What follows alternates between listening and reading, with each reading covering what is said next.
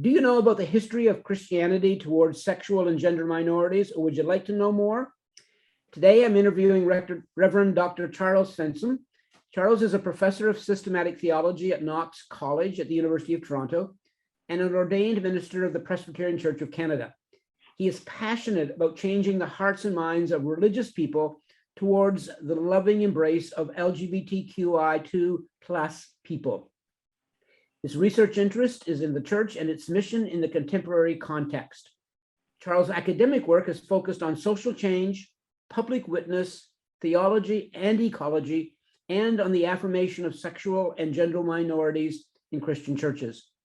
He has recently published an amazing book entitled Misguided Love, Christians and the Rupture of LGBTQ2 plus People, which describes the shocking history of Christian cruelty to sexual and gender minorities, the origins of this history of Christian hatred, and a sustained biblical and ethical argument for a change of heart in the Christian community towards sexual and gender minority people. Charles, thank you for joining us today. Thank you, Brent, and I'm so happy to be with you and to talk about this important topic. Wonderful, wonderful. So, Charles, can you tell us a bit about what it was like realizing that you were gay, and how was it like coming out for you? So I guess my story starts with a suicide. I had a very good friend. I was born in South Africa and raised there, went to university there and so on. And as a young Presbyterian pastor, I had this friend who was a Roman Catholic, and he studied philosophy, ended up doing a doctorate on Spinoza. And we had lots of wonderful, deep conversations. Eventually, it became clear that he was gay. And one day, after some years teaching at the Catholic seminary in Pretoria, South Africa, he committed suicide. He jumped off a high-rise building. He could not bring together his Catholic faith and his gay sexual orientation, and the tension, the inner tension that he felt within himself between those two things. And it really set me thinking about sexuality, sexual orientation. And eventually I figured out I am gay. Now, it may sound strange, but my story is perhaps not so uncommon for people in my age range, growing up in a world where homophobia was assumed and positively assessed, where it was not even, for somebody with a religious vocation in my world, that it wasn't even a possibility to think of being gay. And at that point, I was already married. So for me to come to terms with that in my own heart and mind was a really interesting, challenging journey, and full of self-hatred, full of internalized homophobia, as I learned later on, and also full of a sense of failure in my marriage, and questions about the vows that I took and what that meant. Mm-hmm. So I struggled and tried to live out my life within this mixed orientation marriage, trying to be kind and fair to my wife. And this carried on for many years. And many years later, here in Canada, it was actually my wife that made the call. We had not spoken about this at all. I internalized it for many, many years. But she came to the conclusion that our marriage had to end. And we had an amicable separation. And it ended up that we came out to each other because she turned out to be lesbian and I'm gay. Wow. This this is in a nutshell the story, but of course there's much more to it, because at that point I was already a professor of theology at Knox College, which is a Presbyterian seminary, and it was a non-affirming denomination. And so then the next series of troubles arose. And my book is really a result of all that journey. And do you cover some of this in your book too? Not in detail, because it's not, first of all, a biographical story, but I do mention it at the beginning of the book. And in a sense, the book is my answer to my own struggle. Wow. Wow. Thank you. Thank you. So you say that your struggle inspired you to write the book, but why now? Part of it was, of course, having done a lot of reading and research to try and figure out who I am as a human being before God, as a theologian, as somebody who's now suddenly divorced, and figuring out what that meant, and being in a non-affirming denomination, and what do I do with that? And so my book was, as the denomination started a conversation about changing its policy, my book was partly motivated, or strongly motivated, by an attempt to address the things I hear around me, things people are saying, and the things that I knew that people didn't know. Yeah. So that was core for me. It seemed to me there was a lot known, or to be known, a lot out there in historical reality, and in history, in studies, in theological reflection, in biblical thinking, but people were largely ignorant within my denominational context. And I was hoping that these things that I have learned and discovered could be brought together in one book to try and address those kinds of things. You know, I think the timing is amazing, Charles, because over the years as a pastor, many times I would talk to people about how I didn't believe that some of the traditional scriptures were interpreted correctly or necessarily applied today, et cetera. And people would often ask, well, how did this happen? How did the church get to be so anti-gay? What's going on? And I really couldn't answer the question until your book. And so thank you.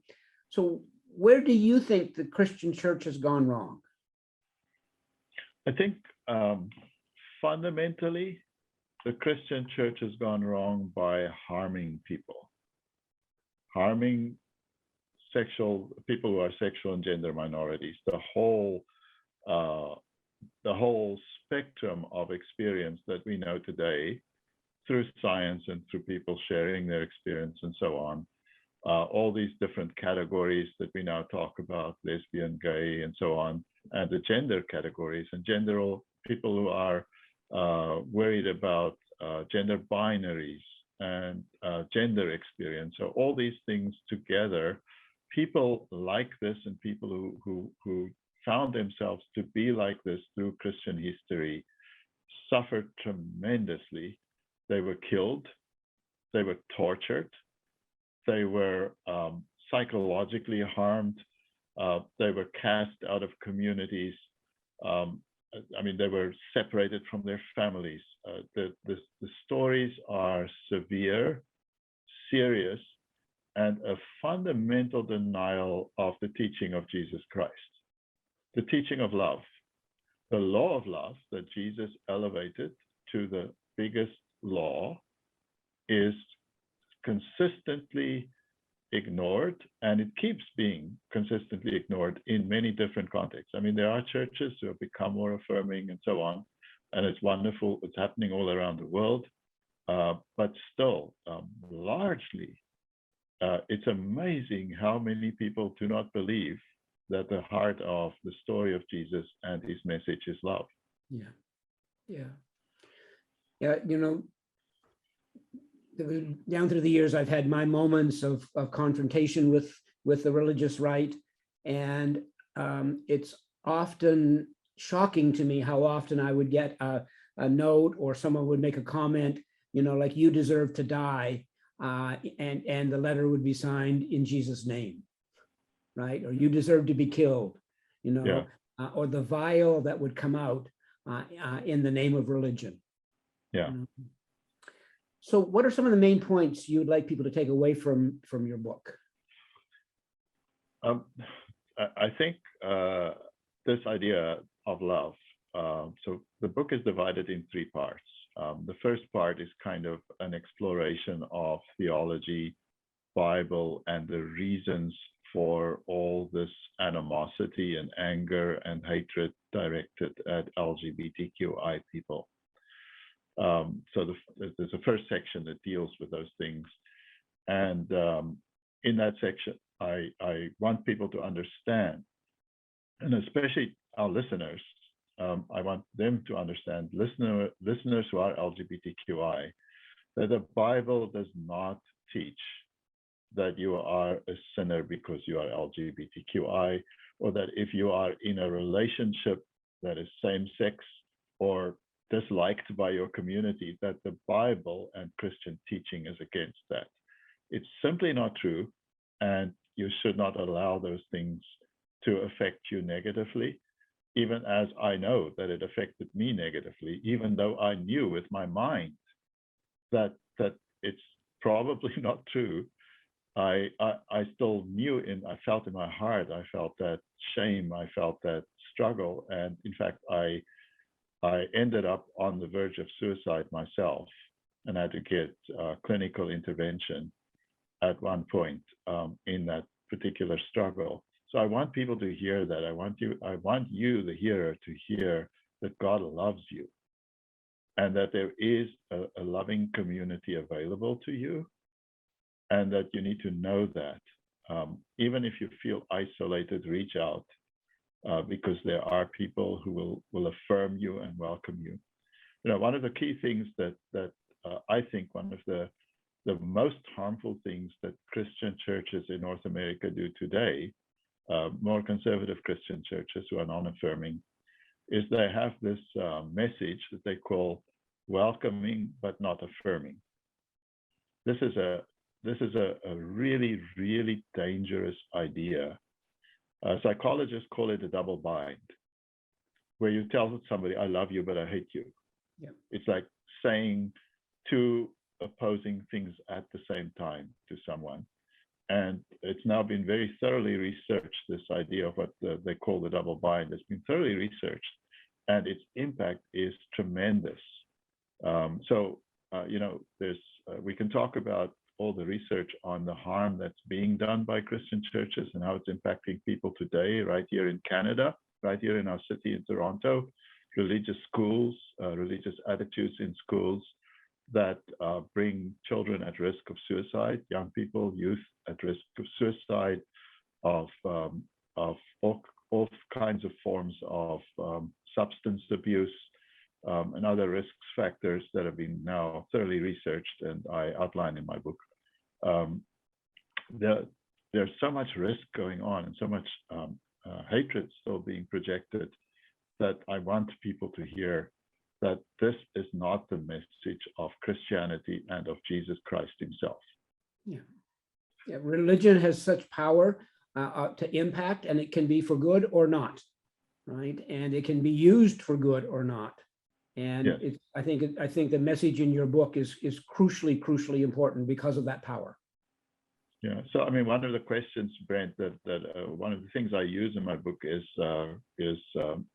Stephen Fry's series of documentaries called Out There, where he says, why is this going on? He goes around the world and he's asking people, why do you hate us so much?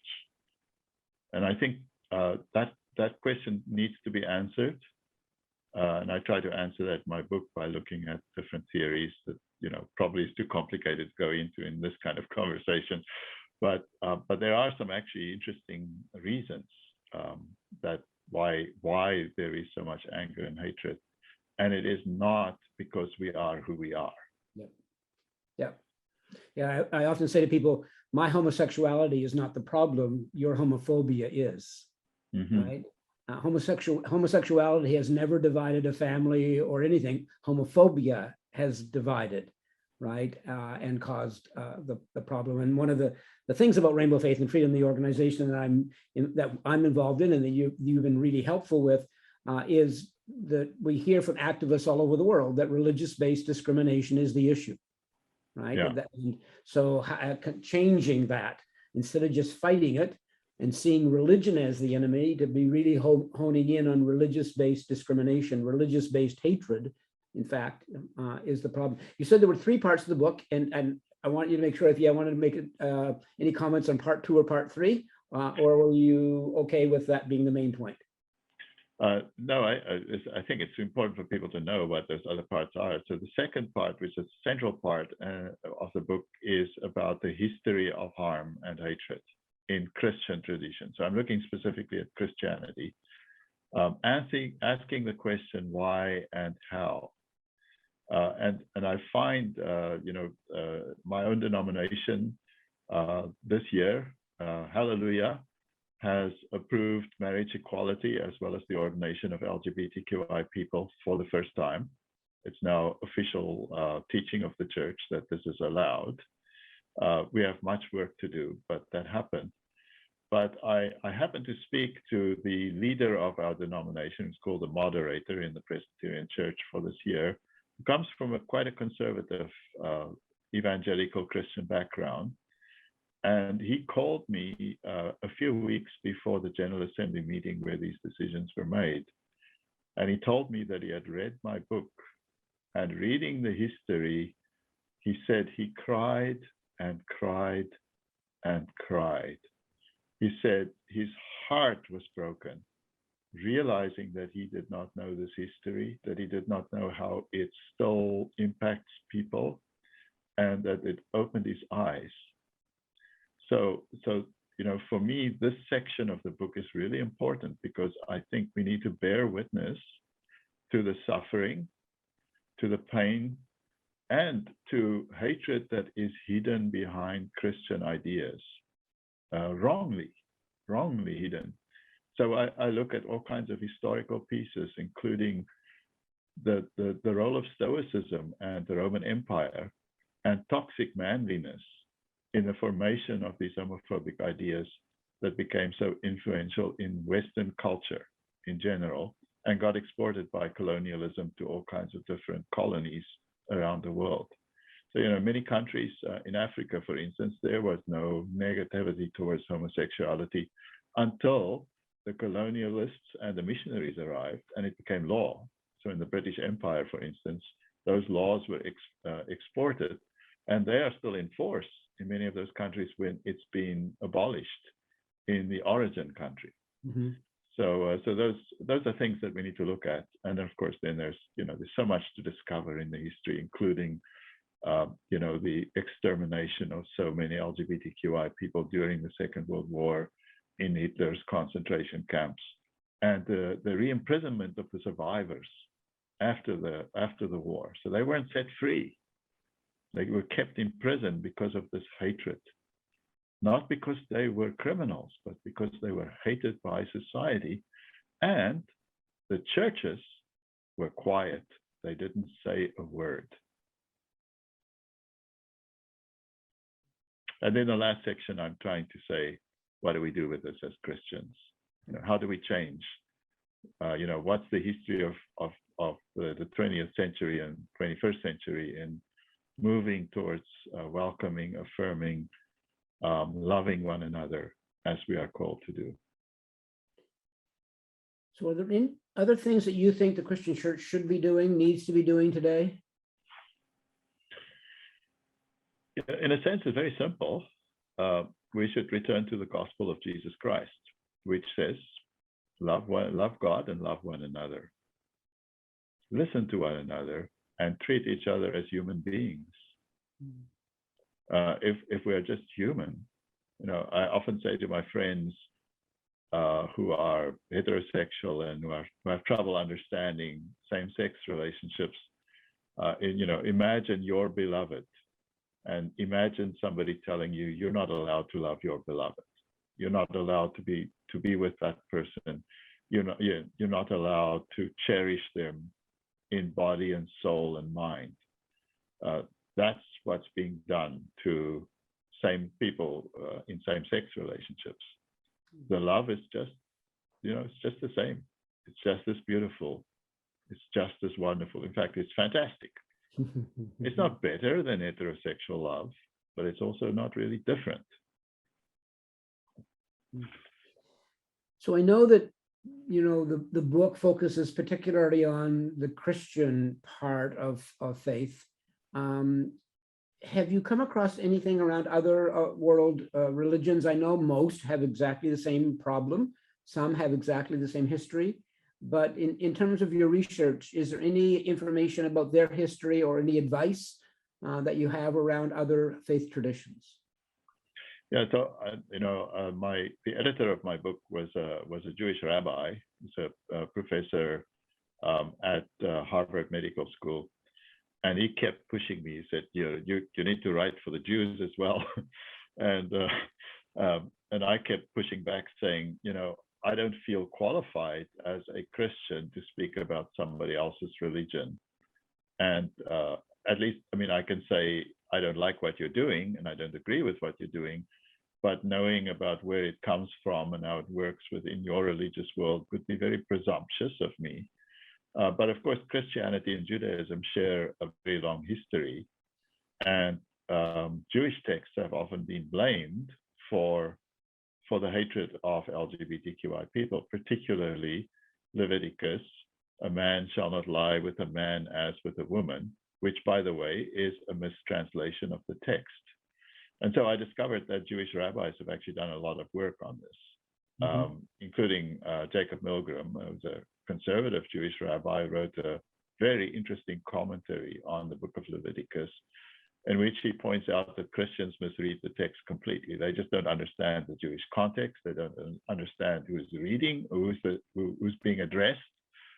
They don't understand the actual classical Hebrew correctly. And he points out that it had to do with the responsibility of a husband to his wife, not about same-sex relationships. There's two texts in Leviticus, and that it had to do with the right to bear children for a woman. So if you say a man shall not lie with a man, it's about not wasting your sexual energy on another man when your wife deserves to receive it. Is at the heart of the argument. And so, it's interesting when you start discovering that people then universalize this text and make it into a homophobic text, when it really is actually about a particular historical understanding of how people have a responsibility to one another in a marriage relationship in a specific culture, which is very patriarchal at the time. And had to do with, bearing children is the most important thing a woman could do. So it's all those kinds of misunderstandings. So I've learned a lot about that, and also that in Judaism, actually, there are forms of conservative Judaism where homophobia is a big problem, but there are many conservative Jews who don't have a problem. And so it's interesting to discover that. I've learned about medieval history in Islam, where Islam was actually much more advanced than Christianity in trying to find what they thought medical reasons for same-sex sexual attraction. And they would be more, I guess you could say, quote, liberal about how they understand what's going on, kind of compassionate. So they saw this as a bad thing, but they compassionately tried to understand it. So, in Islam, there's also, there are, of course, same-sex relational histories in Islam, as there is in Christianity, and I write about that a little bit too in my book. There's some really wonderful Christians in Christian history where gay or lesbian. Those histories have been suppressed, but they were certainly there. Well, I do hope that people in other religious traditions kind of can see the tremendous value that your book is being received by in traditional Christianity, and that they might, take a look at doing the same thing in their traditions, because, in addition to lots of LGBT people who are Christian and were struggling, who will be helped by your book, I think ultimately we need to provide those same kind of resources for people who are in other traditions as well. Yeah, and a lot depends on, how that tradition understands how its religious truth works. So, Christianity, Judaism, and Islam share a text-based a book-based sort of understanding of how this works. But other religions have other stories and other ways of dealing with it, and they have more flexibility, actually. Buddhism, Hinduism, and so on. A lot of the homophobia in those religious contexts don't really come from the religion directly, but through the colonial influences on that religion over time.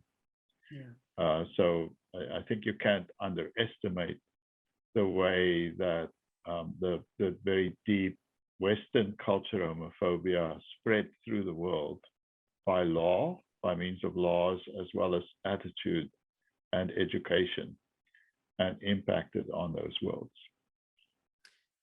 Charles, I've often said that a religious attack requires a religious response, and I really want to thank you for playing a significant role in that response.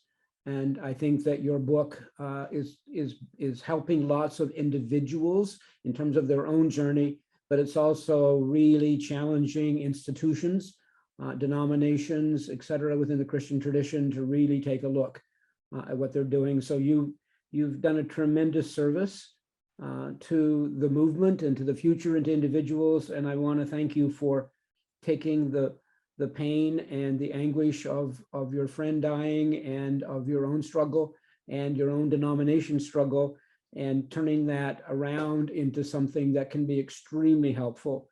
And I would encourage our listeners to buy your book. There are going to be links below this where people can go to do that. And again, Charles, thank you for your perseverance, your witness, and thank you for this book. And thank you, Brent, because we didn't talk about this, but you meant a lot to me in my own coming out journey. So thank you. If you found this interview helpful, please consider subscribing to this channel. It's free to subscribe and really helps the channel a great deal. And don't forget to check out Charles, the link to Charles' book down below, and recommend it to your friends as well. Thank you.